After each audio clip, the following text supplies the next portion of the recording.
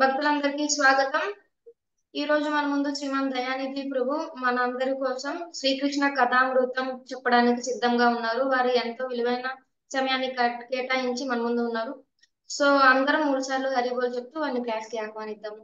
హరి బోల్, హరి బోల్, హరి హరిబోల్ ఓ హరి బోల్. హరి ఓ హరి హరే కృష్ణ ప్రభుజీ, దండవతున్నాం ప్రభుజీ. మీరు ఇంకా class start చేయవచ్చు ప్రభు. Hare Krishna. Thank you very much.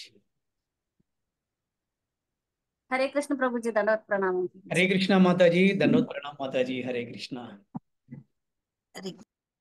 Hare Krishna Mataji. Hare Krishna Guruji Srinivas. Hare Krishna గురు. హరే కృష్ణ ప్రభు. హరే కృష్ణ.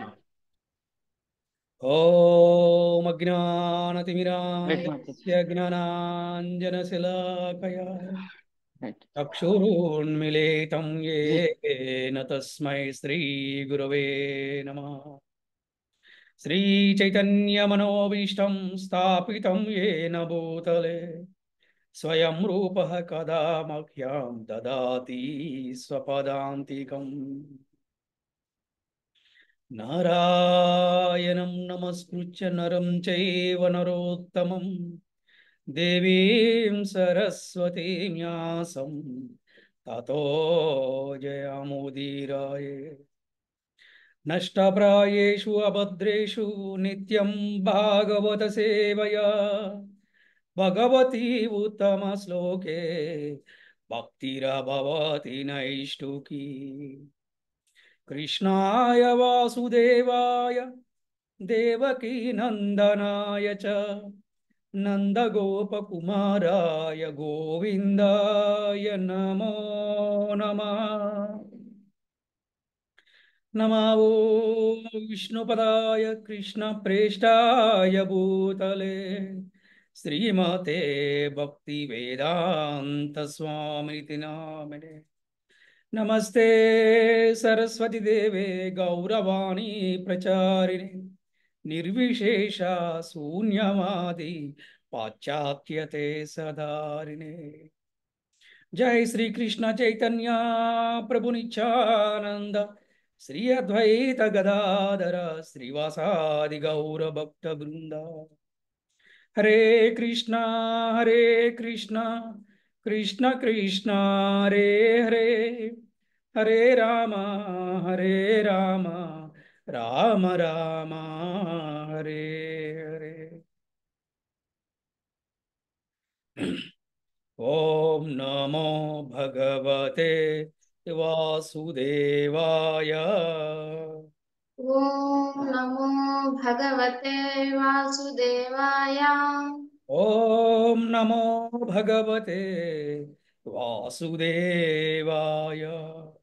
ఓం నమో భగవతే వాసుదేవాయ. ఓం నమో భగవతే వాసుదేవాయ. ఓం నమో భగవతే వాసుదేవాయ. హరే కృష్ణ. ఈనాటి శ్రీకృష్ణ కథామృతం కార్యక్రమం చేసినటువంటి భక్తులందరికీ ఇస్కాన్ గుంటూరు వారి తరపున మీ అందరికీ ఆత్మీయ ఆహ్వానం పలుకుతున్నాము. హరే కృష్ణ. మనము శ్రీకృష్ణ జన్మాష్టమి సందర్భంగా శ్రీకృష్ణ జన్మాష్టమి సిరీస్గా మనం శ్రీకృష్ణ కథామృతాన్ని కీర్తనము శ్రవణము చేసే ప్రయత్నం చేద్దాము. ఈ రోజు నుంచి 24వ తారీఖు వరకు ఈ కృష్ణ కథామృతాన్ని మనందరం కూడా ఆస్వాదించే ప్రయత్నం చేద్దాం. శ్రీకృష్ణ జన్మాష్టమి వస్తుంది. ప్రపంచంలో అన్ని దేశాలలో, మరి అన్ని రాష్ట్రాలలో, అన్ని సిటీస్లో, అన్ని ఊర్లలో కూడా శ్రీకృష్ణ జన్మాష్టమి ఉత్సవాన్ని ఎంతో ఘనంగా జరుపుకుంటూ ఉంటారు. ఎందుకు శ్రీకృష్ణ జన్మాష్టమికి అంత ప్రాముఖ్యత ఉన్నది? చాలా పండుగలు ఉన్నాయి కదా మన సనాతన ధర్మంలో, మన సాంప్రదాయంలో. ఎందుకు శ్రీకృష్ణ జన్మాష్టమికి అంత ప్రాముఖ్యత ఉన్నది అనే దాని గురించి కూడా ఇవాళ మనం తెలుసుకునే ప్రయత్నం చేద్దాం. అలాగే శ్రీకృష్ణుడు ఏ విధంగా ఆవిర్భవించారు, భగవంతుడు అవతారానికి కారణం ఏమిటి, ఉద్దేశం ఏమిటి, భగవంతుడు ఎందుకు అవతరిస్తాడు, ఎవరి కోసం అవతరిస్తాడు, ఎవరిని ఉద్ధరించడానికి అవతరిస్తాడు, భగవంతుడు అవతరించడం వల్ల జరిగేటువంటి శుభ పరిణామాలు ఏమిటి అనే వాటి విషయాల గురించి ఈరోజు మనందరం కూడా చర్చించుకునే ప్రయత్నం చేద్దాము. మరి ఎందుకు శ్రీకృష్ణ జన్మాష్టమి ఉత్సవానికే అంత పేరు ఉంది, అంత విశిష్టత ఉంది అంటే,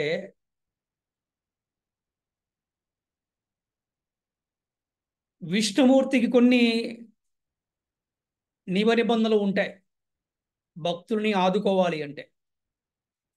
రామావతారంలో రాముడికి కొన్ని నియమ నిబంధనలు ఉన్నాయి. కానీ కృష్ణ అవతారంలో కృష్ణుడికి ఎటువంటి నియమ నిబంధనలతో కూడా పని లేకుండా ఎవరైనా సరే ఆర్తితో కృష్ణ అంటే పిలిస్తే కృష్ణుడు అక్కడికి వస్తాడంట. అది ప్రత్యక్షంగాన పరోక్షంగాన అనేది వారి వారి ప్రేమను బట్టి, వారి వారి ప్రేమ భక్తిని బట్టి, వారి వారి శుద్ధ భక్తిని బట్టి ఆధారపడి ఉంటుంది. కానీ రావటం మాత్రం కంపల్సరీగా వస్తాడు భగవంతుడు, శ్రీకృష్ణ భగవానుడు. అందుకని శాస్త్రం చెప్తుందంటే రామ అవతారము కూడా కృష్ణ అవతారము మిన్నా అని చెప్తున్నారు. విష్ణు అవతారం కన్నా రామావతారం మిన్నా, రామావతారం కన్నా కృష్ణ అవతారం మిన్నా, కృష్ణ అవతారం ఎంతో ఉత్కృష్టమైనది అని చెప్పారు శాస్త్రాలలో. ఎందుకయ్యా ఉత్కృష్టమైనది అంటే, అరే 16,108 భార్యలు ఎలా వచ్చారు మనందరూ తెలుసు. అరే 16,108 మంది కన్యలని ఒక రాక్షసుడు బంధించి వారిని శారీరకంగా మానసికంగా హింసిస్తూ ఉంటే వారందరూ కూడా కృష్ణ అనే ప్రేమగా పిలవటం వల్ల కృష్ణుడు వారి దగ్గరికి వెళ్ళి వాళ్ళని రక్షించి ఆ రాక్షసుని సంహరించి వారికి ఆనందాన్ని ఇచ్చాడు, పరమ ఆనందాన్ని ఇచ్చాడు. అది కృష్ణ అంటేనే పరమ ఆనందము. ఆ పేరులోనే ఒక అర్థం ఉంది, ఆ పేరులోనే ఒక వైబ్రేషన్ ఉంది, ఆ పేరులోనే ఒక శక్తి ఉందన్నమాట. అందుకే కృష్ణ అవతారం అనేది చాలా ఉత్కృష్టమైనది అని చెప్తారు మన ఆచార్యులు, మన శాస్త్రాలు చెప్తున్నాయి. కృష్ణ అని ఒక్క మారు అంటేనే వాడికి కోటి జన్మల పాపాలు కూడా పటాపంచలైపోతాయంట. అందుకని కృష్ణ అవతారానికి అంత ప్రాముఖ్యత ఉన్నది. మీరు చూడండి, ఏదన్నా కార్యక్రమం చేసినప్పుడు కూడా సర్వం కృష్ణార్పణం అంటారు. అందుకని మన శాస్త్రాల్లో శ్రీకృష్ణ జన్మాష్టమికి కృష్ణుడికి ఉన్నటువంటి వైభవము, ప్రాముఖ్యత, విశిష్టత ఇంకా ఎక్కడ కూడా ఉండదన్నమాట. అందుకని భౌతికమైన వ్యక్తులు కూడా, ఈవెన్ భౌతికమైన లాభాల కోసం చేసేటటువంటి కృష్ణ పూజ చేసే వాళ్ళకు కూడా ఈ కృష్ణ జన్మాష్టమి వారందరూకి కూడా మంచి జరుగుతుందన్నమాట. అంటే భౌతిక ఆధ్యాత్మిక లాభాలు వచ్చేది భగవంతుడే. అందుకని ప్రపంచమంతా కూడా ఈ కృష్ణాష్టమి ఈవెన్ అంటే ఎంతో అంటే నిరంతరం మాంసాహారాలు తినేవాళ్ళు, బస్తీల వాళ్ళు, అంటే మాస్లో ఉండే వాళ్ళు కూడా కృష్ణాష్టమి చేస్తూ ఉంటారంటే కృష్ణుడు అందరివాడు. కృష్ణుడు ఎవరండి? అందరివాడు. Krishna is mind. కృష్ణ నావాడు, కృష్ణ నీవాడు, మనందరి వాడు. అందుకు కృష్ణుడికి అంత నేమ్ ఉందన్నమాట. కృష్ణుడికి అంత ఫేమ్ ఉంది. కృష్ణుని మించిన హీరో ఇంకొకడు ఉండడు, రాడు, రాబోడు అనమాట.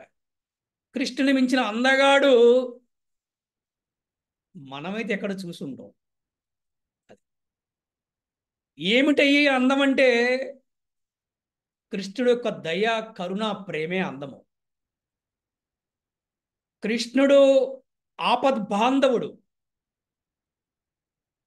ప్రతి ఒక్క జీవిని రక్షిస్తాడే, అదే నిజమైనటువంటి వ్యక్తిత్వం, అదే నిజమైన అందం. అందం అంటే ఏమిటి? మన క్యారెక్టరే మన అందం. అందుకనే ప్రతి ఒక్క మానవుడు కూడా కృష్ణుని చూసి నేర్చుకోవాలి అంటే కృష్ణుల్లో ఉన్నటువంటి క్షమాగుణము, కృష్ణుల్లో ఉన్న దయాగుణము, కృష్ణులో ఉన్న కరుణాగుణము, కృష్ణులో ఉన్న ప్రేమ గుణము, ఇవన్నీ కూడా మనలో వచ్చేలాగా మనం కృష్ణ భక్తి చేయాలంట. అందుకు కృష్ణ భక్తి చేయాలి మనం. వీటిని మనం దైవీ గుణాలు అంటాం అన్నమాట. ఆటోమేటిక్గా తండ్రి గుణాలు పిల్లలకి ఎలాగైతే వస్తాయో, ఒక భక్తుడు శుద్ధ భక్తి స్థాయిలో భక్తి చేసినప్పుడు కృష్ణుడి గుణాలు కూడా ఈ భక్తుడికి వస్తాయంట. అందుకే వైష్ణవత్వము చాలా గొప్పదని చెప్తారు. ఏమిటి వైష్ణవత్వం అంటే? పరదుక్కి దుఃఖ, అంతే కదా. కృష్ణుడు తన భక్తులను రక్షించడం కోసం, ఈ సమస్త మానవులను రక్షించడం కోసం ఈ భూమి మీద ఆవిర్భవించినప్పుడు, రక్షిస్తానని మాట ఇచ్చినప్పుడు ఆ మాట నిలబెట్టుకోవడం కోసం తనకి అపనిందలు వచ్చినా, తనకి అవమానం జరిగినా కూడా ఇచ్చిన మాట తప్పకుండా పాండవులను కాపాడాడు, ద్రౌపదిని కాపాడాడు, మరి 16,100 మంది రాజకీయాలను కూడా కాపాడాడు. అది కృష్ణతత్వం అంటే, అది క్యారెక్టర్ అంటే, అది లీడర్ అంటే, అది నాయకుడి లక్షణం అంటే, అది దైవత్వం అంటే. తండ్రి అంటే ఎలా ఉండాలి, స్నేహితుడు అంటే ఎలా ఉండాలి, ప్రేమికుడు అంటే ఎలా ఉండాలి, లీడర్ అంటే ఎలా ఉండాలి, అది కృష్ణుని చూసి మనం నేర్చుకోవాల్సింది. కేవలం పూజగా పరిమితం అవ్వటం కాదు. పూజ చేయటం మంచిదే, కేవలం కృష్ణ సేవకి పరిమితం అవ్వటం, సేవ చేయడం చాలా మంచిదే. అరే, నా కృష్ణుడు ఎలా ఉన్నాడు, నా కృష్ణుడి నుంచి నేనేం నేర్చుకోవాలి? క్రమశిక్షణ, పెద్దలని గౌరవించటం, తల్లిని, తండ్రిని, గురువుని, బంధువుల్ని, స్నేహితుల్ని, అన్నయ్యని, చెల్లిని. అరే, తనతో పాటు సమానంగా పూజలు అందుకు అలా చేశాడే బలరాముడికిను సుభద్రాదేవికి పూరి జగన్నాథ ఆలయంలో. దాన్ని బట్టి అర్థమవుతుంది శ్రీకృష్ణ భగవానుడు కుటుంబానికి ఎంత ప్రాముఖ్యత ఇస్తాడు అని. అటువంటి శ్రీకృష్ణ జన్మాష్టమి ప్రతి ఇంటిలో కూడా జరుపుకోవాలంట, ప్రతి ప్రాంతంలో కూడా జరుపుకోవాలంట, ప్రతి ఊరు వాడలు కూడా జరుపుకోవాలి అని చెప్పి మనకు శాస్త్రం చెప్తుంది. ఎవరికి తోచిన విధంగా వారు, ఎవరి తగ్గ విధంగా వారు, ప్రతి ఒక్కరు కూడా ఏదో రకంగా కృష్ణాష్టమి, శ్రీకృష్ణ జన్మాష్టమి ఉత్సవాలు జరుపుకోవాలని చెప్తారు. ఎవరైతే నిస్వార్థంగా, ప్రేమతో, ఆర్తితో శ్రీకృష్ణ జన్మాష్టమి ఉత్సవం జరుపుతారో వారి జీవితంలో కీలకమైన మార్పులు వస్తాయి. సో ఇప్పుడు మనము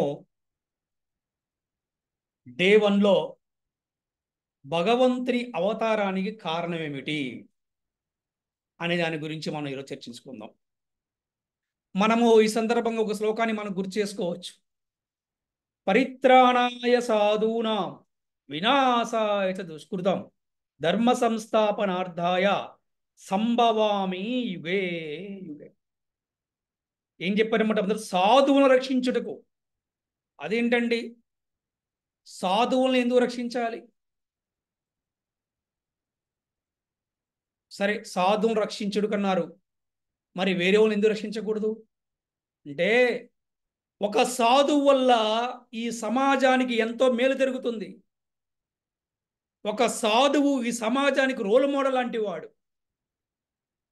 అంటే సాధువు అంటే ఎవరండి? భక్తుడే సాధువు. సాధువు అంటే ఒక మంచి నిర్వచనం ఇచ్చారు మనకి భగవద్గీతలో శ్రీకృష్ణ భగవానుడు. కలియుగ ధర్మం అనేటువంటి హరిభక్తిని ఎవరైతే ఆశ్రయిస్తారో, ఎవరైతే హరిభక్తిని చేస్తారో కలియుగంలో వారిని సాధువుగా పరిగణించబడింది శాస్త్రము.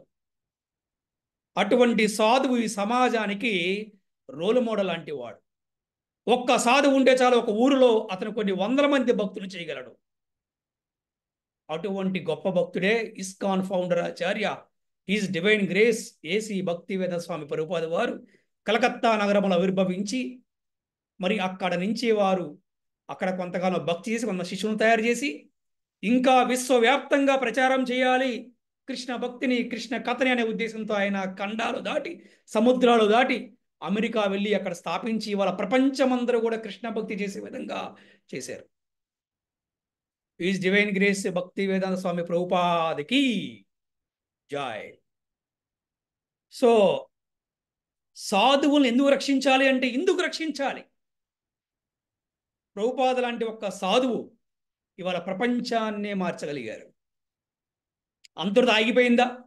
ప్రభుపాద తర్వాత వారి గురు శిష్య పరంపరలో, వారి శిష్య పరంపరలో వారికి ఎవరైతే ట్రైనింగ్ ఇచ్చారో వాళ్ళందరూ కూడా వాళ్ళ దేశ విదేశాలలో సిటీల్లో విపరీతమైన ప్రచారం చేస్తూ ఎంతో మంది బద్ధ జీవులను భక్తిలోకి తీసుకొస్తూ ఉన్నారన్నమాట.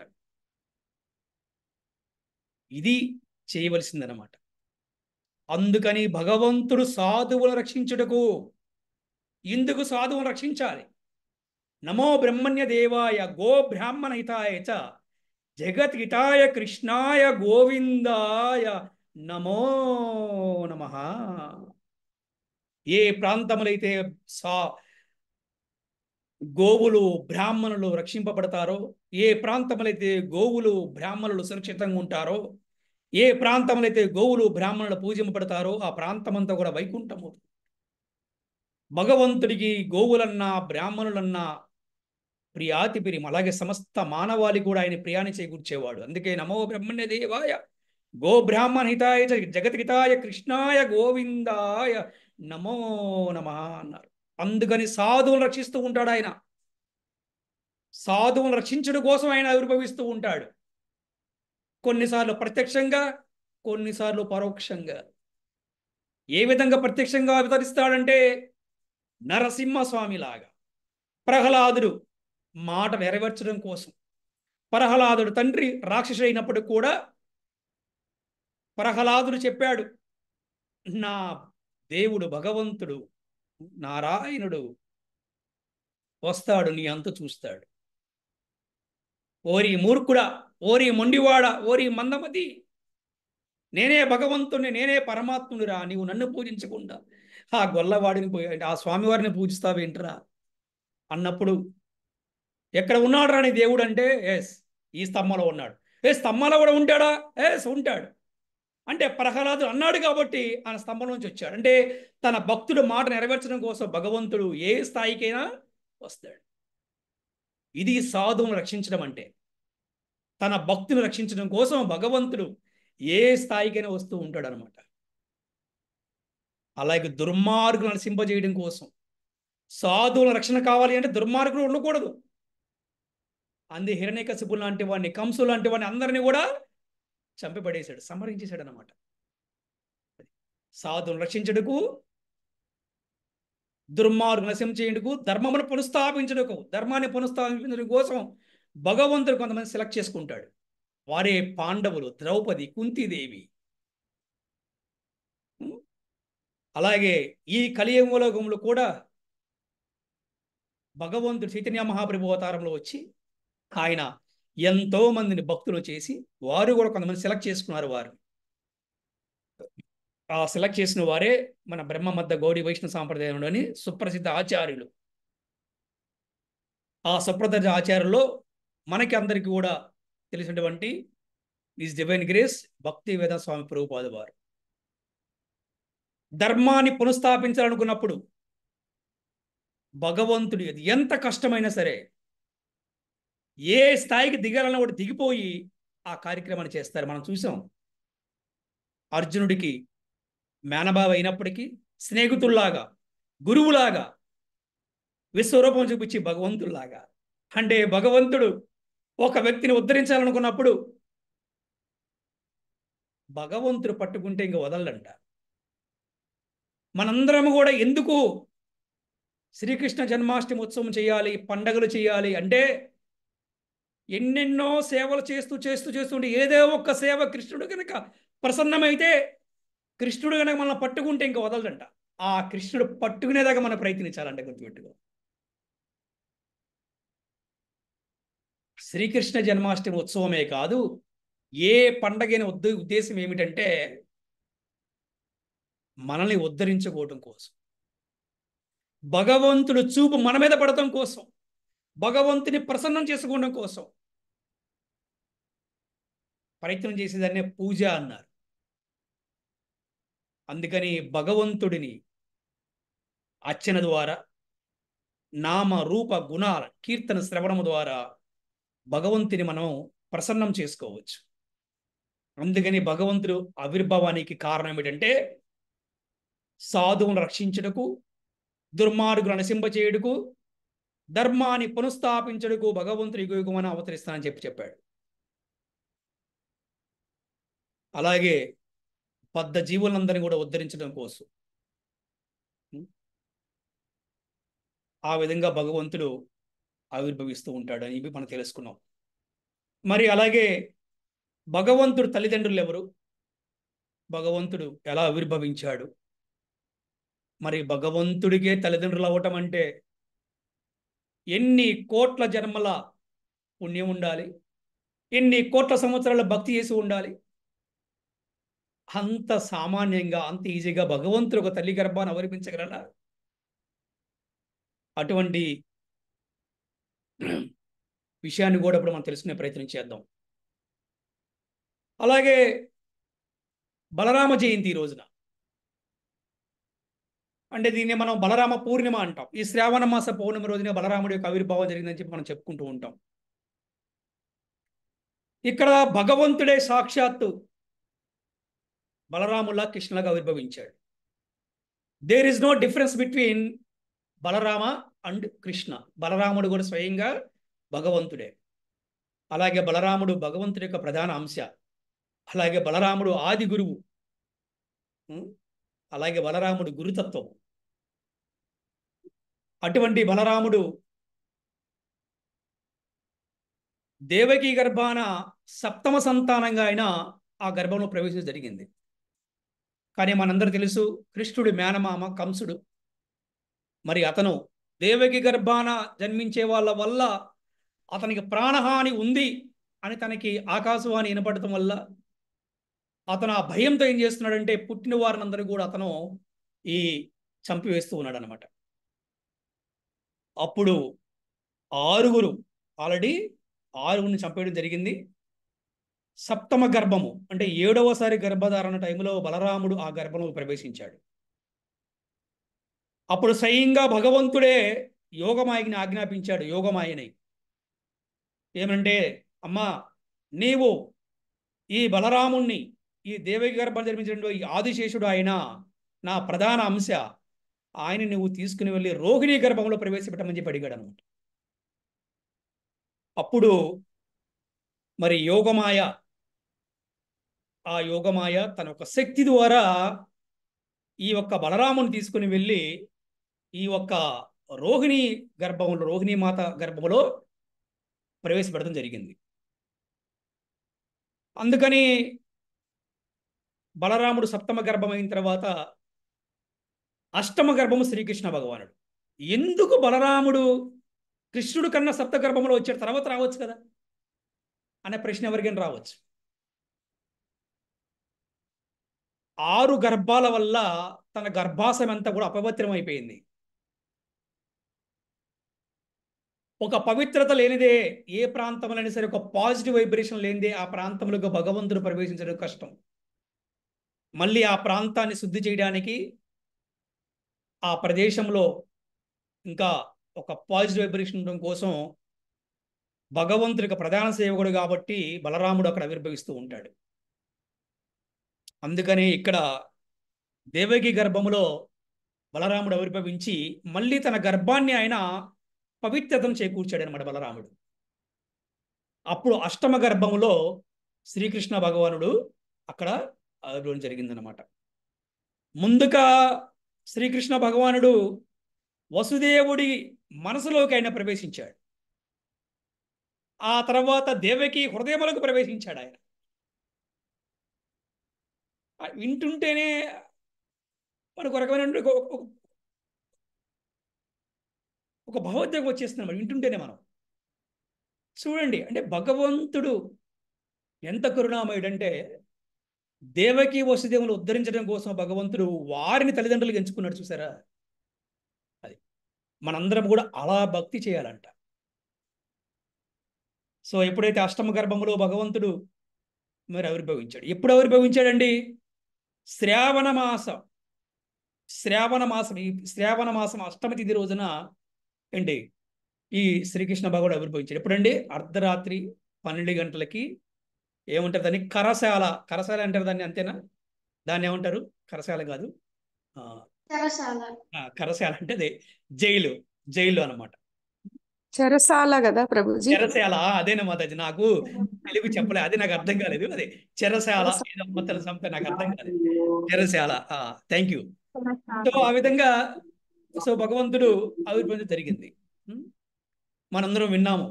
అంటే భగవంతుడు ఏ విధంగా ఆవిర్భవించాడు. ఈ రోజున మనం చెప్పుకోవాల్సినటువంటి ఈ రోజున మన ఈ ప్రవచనంలో ఏంటంటే భగవంతుడు ఆవిర్భావానికి కారణం ఏమిటి, అవతారానికి కారణం ఏంటి, ఎందుకు ఆవిర్భవిస్తాడు అనే దాని గురించి మనం చెప్పుకున్నాం.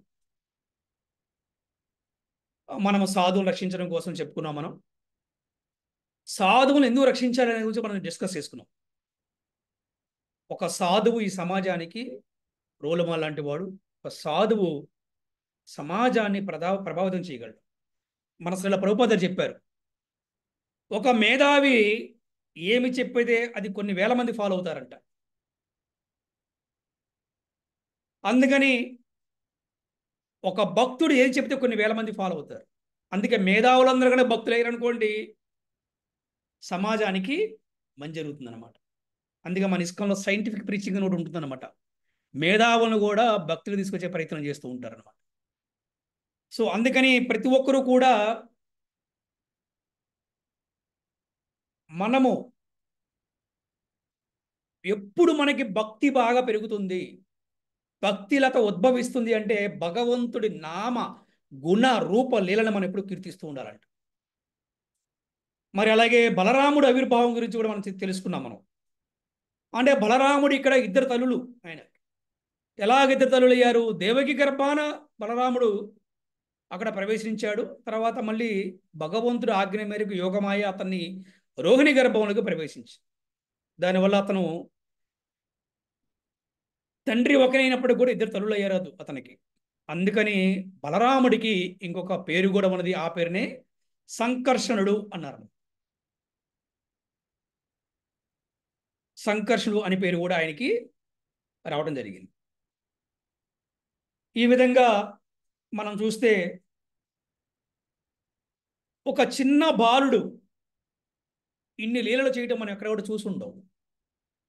అంటే ఒక రాక్షసి వచ్చి పాలు ఇస్తూ, తల్లి రూపంలో వచ్చి పాలు ఇచ్చినా కూడా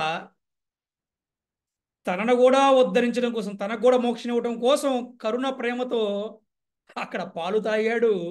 అంటే పాలు తాగడానికి ప్రయత్నించాడు. అలాగే ఆ రాక్షసిని సంహరించాడు కూడా.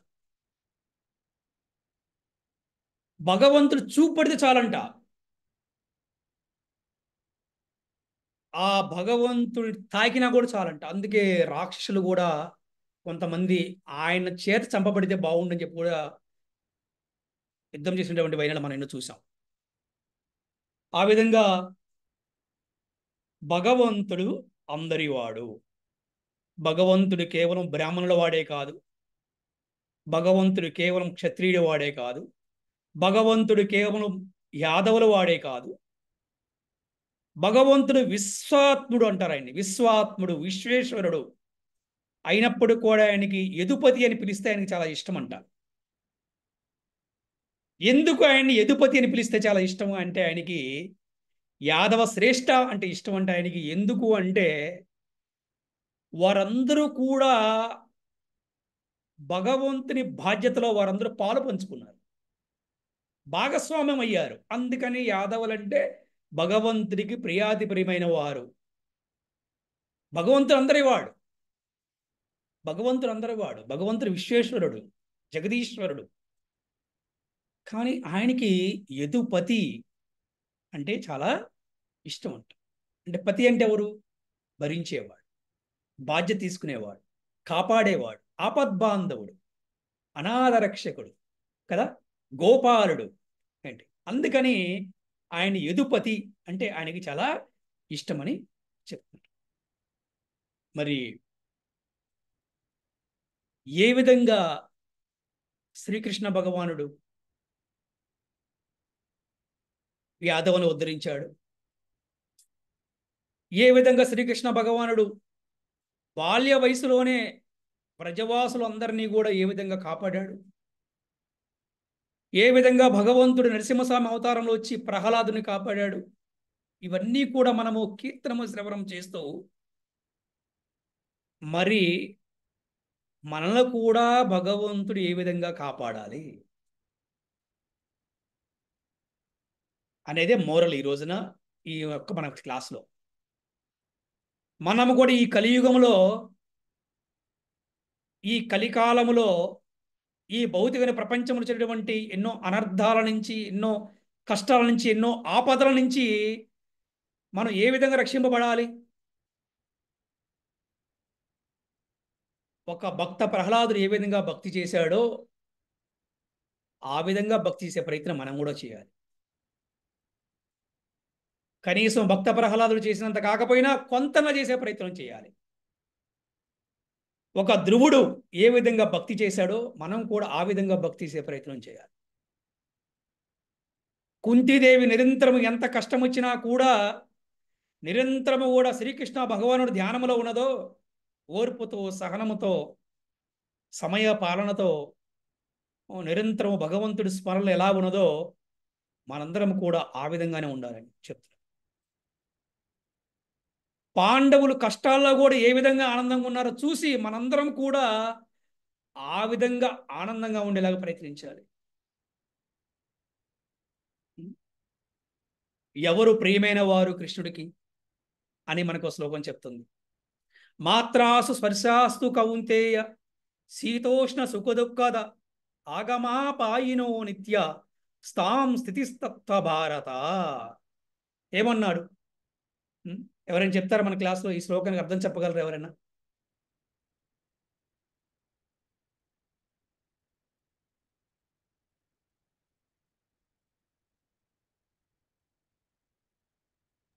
ఓ అంటే కౌంతేయ, ప్రభుజీ, చెప్పండి మాతాజీ, చెప్పండి.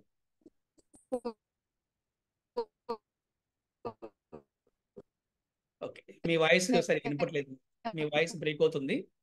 ఓకే, ఇంకెవరైనా ప్రయత్నిస్తారా? పర్ఫెక్ట్ గా చెప్పలేం కానీ కొంచెం సంతోషం వచ్చినా దుఃఖం వచ్చినా వచ్చిందని. ఓకే ప్రభుజీ, మీరు చెప్పండి. ఎస్ మాతాజీ, కరెక్టే చెప్పారు. ఎస్. ఓ కౌంతేయ, ఈ కష్ట సుఖాలు అనేవి శీతోష్ణ సుఖదుఖాలు లాంటివి. అంటే ఈ కష్ట సుఖాలు అనేవి శీతోష్ణ కాలాలు లాంటివి అనమాట. వాటి ఎందుకు కలత చెందకుండా స్థిరంగా ఉండేవాడిని ధీరుడు అంటారు. అటువంటి ధీరుడు నాకు ప్రియమైన వాడు. పాండవులు చూసాం కదా, వారు ఎంత కష్టం వచ్చినా కూడా వాళ్ళు స్థిరంగా ఉన్నారు. కారణం ఏమిటి? వారి పట్ల కృష్ణుడు ఉన్నాడు కాబట్టి. మరి మనం కూడా స్థిరంగా ఉండాలి అంటే సరిపోతుందా? కృష్ణుడు మన అందు ఉండాలి, కృష్ణుడు మన హృదయంలో ఉండాలి, కృష్ణుడు మనతో ఉండాలి. కృష్ణుడు ఎప్పుడైతే మనతో ఉంటాడో మనం కూడా స్థిరంగా ఉంటాం. కృష్ణుడు ఎప్పుడైతే మన హృదయంలో ఉంటాడో ఏ మానవుడు కూడా తప్పు చేయడానికి అవకాశమే లేదు. మరి కృష్ణుడిని మనం ఏ విధంగా బంధించాలండి? కృష్ణుడిని మనం ఏ విధంగా ఆహ్వానించాలి అంటే, ఈ కృష్ణ జన్మాష్టమి రోజున మనం అందరూ సంకల్పం చేసుకోవాలి. ఈ కృష్ణ జన్మాష్టమి సందర్భంగా నేను నిరంతరము కూడా కృష్ణుడికి నచ్చే విధంగా జీవిస్తాను. కృష్ణుడికి ఏమి నచ్చుతాయో అవే చేస్తాను, కృష్ణుడు నచ్చనివి నేను చేయను. ఫైనల్గా కృష్ణుడు ఏ విధంగా జీవించమన్నాడో ఆ విధంగానే జీవిస్తాను. అంతేగాని కొంతమందికి నచ్చిన విధంగా నేను జీవించలేను. ఎందుకంటే అందరినీ కూడా మనం మెప్పించలేము, అందరికి నచ్చే విధంగా మనం జీవించలేము. ఒకరికి ఒకలాగా జీవించాలంటారు, ఇంకొకరు ఇంకోలా జీవించాలంటారు. అందుకని భగవంతుడు నచ్చే విధంగా జీవించే ప్రయత్నం చేసినప్పుడు భగవంతుడు మనతో ఉంటాడు. ఎప్పుడు ద్రౌపదికి తోడుగా ఉన్నట్టుగా, ఎప్పుడు పాండవులు తోడుగా ఉన్నట్టుగా, ఎప్పుడు వ్రజవాసులు తోడుగా ఉన్నట్టుగా, ఎప్పుడు యాదవులు తోడుగా ఉన్నట్టుగా, ఎప్పుడు గోపికల హృదయాల్లో ఉన్నట్టుగా మనతో కూడా ఉంటాడు. ఏ యుగంలోనైనా ఉంటాడు. అయ్యో కలికాలం కదని అనుకోవద్దు. అదేనా? ఎవరైతే నిరంతరం భగవనామ స్మరణ చేస్తారో తప్పకుండా ఈ కలికాలంలో కూడా ఉంటారు. ఈ సందర్భంగా మన క్లాసులో ఒక చిన్న ప్రశ్న.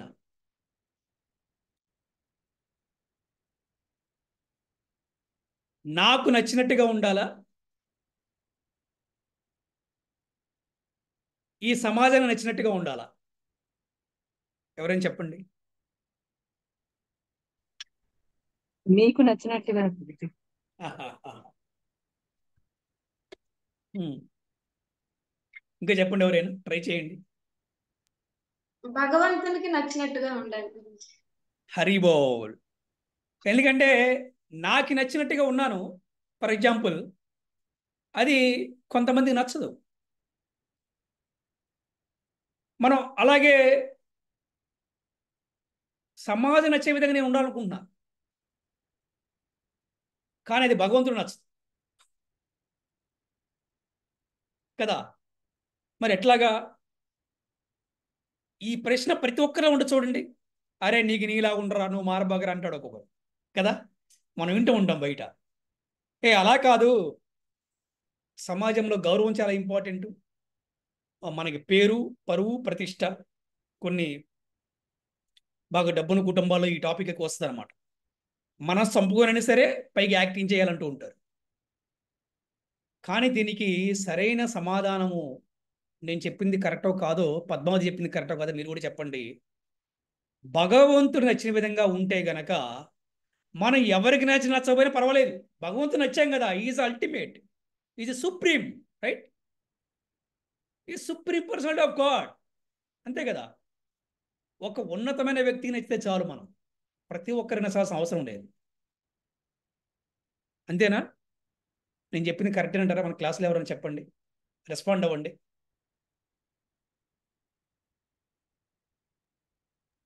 ఎస్ ప్రభుజీ, కరెక్టే ప్రభుజీ.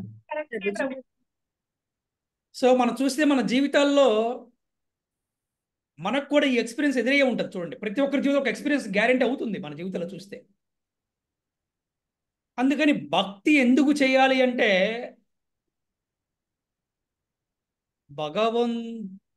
నిరంతరం భగవంతుడితో కలిసి ఉండటం కోసం మనం భక్తి చేయాలి. నిరంతరం భగవంతుని మన హృదయంలో ఉంచుకోవటం కోసం మనం భక్తి చేయాలి. మరి ఎప్పుడు భగవంతుడి హృదయం చెల్లిపోతాడు అంటే, ఏ మాత్రం అహంకారం వస్తే కనుక భగవంతుడు ఆ హృదయం చెల్లిపోతాడు, ఉండడు. తెలుసుకో.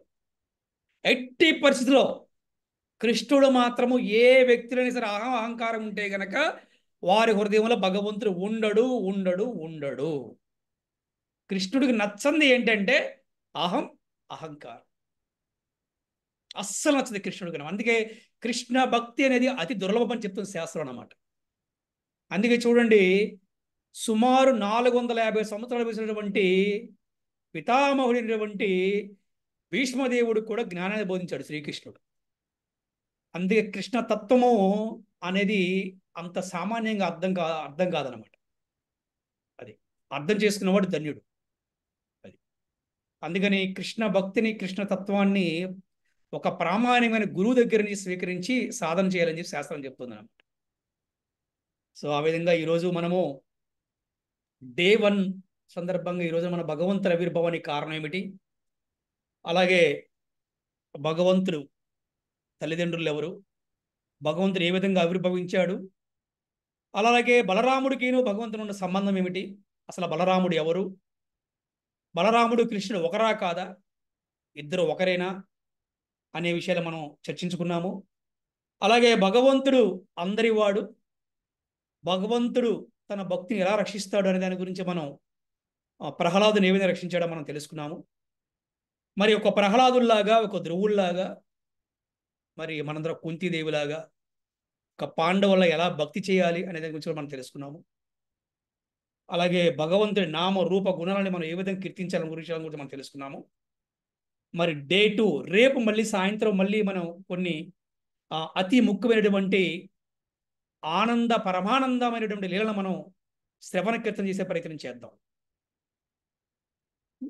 హరే కృష్ణ హరే కృష్ణ, కృష్ణ కృష్ణ హరే హరే, హరే రామ రామ రామ హరే హరే. శ్రీల ప్రభుపాదికి జై, శ్రీల గురుదేవుకి జై. శ్రీకృష్ణ జన్మాష్టమి మహామహోత్సవకి జై. శ్రీ బలరామ పూర్ణిమ మహామహోత్సవకి జై. వాంఛాకల్పతరుభ్యశ్చ కృపా సింధుభ్య ఏవ చ పతితానాం పావనేభ్యో వైష్ణవేభ్యో నమో. హరే కృష్ణ హరే కృష్ణ హరే కృష్ణ కృష్ణ కృష్ణ హరే హరే హరే రామ హరే హరే రామ హరే హరే రామ రామ రామ హరే హరే హరే హరే కృష్ణ హరే కృష్ణ హరే కృష్ణ కృష్ణ కృష్ణ హరే కృష్ణ హరే హరే హరే హరే హరే రామ రామ హరే హరే రామ రామ రామ రామ రామ హరే రామ హరే హరే హరే హరే కృష్ణ కృష్ణ హరే హరే కృష్ణ కృష్ణ హరే కృష్ణ హరే హరే హరే హరే రామ హరే హరే రామ రామ హరే రామ రామ రామ హరే హరే. వాంఛాకల్పతరుభ్యశ్చ కృపా సింధుభ్యేవ చ పతితానాం పతితానాం పావనేభ్యో పావనేభ్యో వైష్ణవేభ్యో వైష్ణవేభ్యో నమో. హరే అనంత కృష్ణ వైష్ణవ. Hare Krishna. Hare Krishna Prabhuji, thank you so much. Hare Krishna Hare thank you.